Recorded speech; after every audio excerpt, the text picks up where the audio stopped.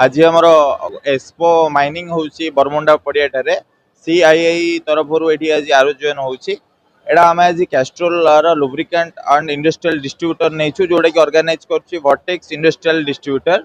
ये all Odisha and Chhattisgarh रे आम इंडस्ट्रियल ऑयल सब माइनिंग सेक्टर हो सब स्टील प्लांट सेक्टर हो जेकोसी एमएसएमए हो सब इंडस्ट्री को आम सप्लाय कर इंडस्ट्रियल ऑयल ता सहित आम इंडस्ट्री को एसोसिएट करने अलग माइनिंग इक्विपमेंट्स दौचु जमती कि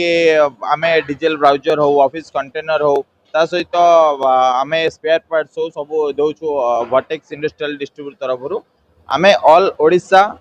फ्री रे आउ बेस्ट प्राइस रे सप्लाय करूछु। प्राइस तो कही हबनी ओपन मार्केट रे आमे बाकी बेस्ट प्राइस दोछु कैस्ट्रोल बेस्ट प्राइस आपण मार्केट रे आउ कोड पाइबेनी वर्टेक्स इंडस्ट्रियल डिस्ट्रीब्यूटर बिना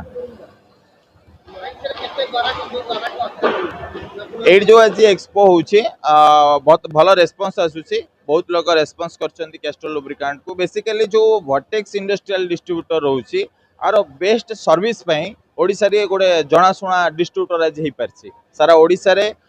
बेस्ट सर्विस आउ बेस्ट सर्विस बेस्ट प्राइस जदि कौन इंडस्ट्री चाहूँगी ताले से वर्टेक्स इंडस्ट्रियल डिस्ट्रीब्यूटर को जोगाजोग करते आमर बेसिकली जो इंडस्ट्रियल ऑयल रोचे जमती स्टील प्लांट हो आपणकर रहीगला आजबेस्ट प्लांट हो माइनिंग सेक्टर हो जे हेवी इंडस्ट्री जोड़ा रोची steel plant construction company cement factory जेतिक इंडस्ट्री रोची छोट ठू बड़ करिकी जोटी ग्रीस इंडस्ट्रियल ऑयल ग्रीस हो गियर ऑयल हो आपणकर हाई टेम्परेचर ग्रीस हो एगुड़ा जो जो लागू से आम सप्लाय कर आमर सारा ओडिशा रे पाखापाखि 300 एबव कस्टमर अच्छा आउ भल रेस्पॉन्स आसी कस्टमर टू आप जानी कैस्ट्रोल ब्रांड गोटे जो ब्रांड को आम मान लोक को प्रमोट करवा दरकार है लोक जानी कैस्ट्रोल ब्रांड आउ कैस्ट्रोल सब क्वालिटी मार्केट रे स्टैंड करछि।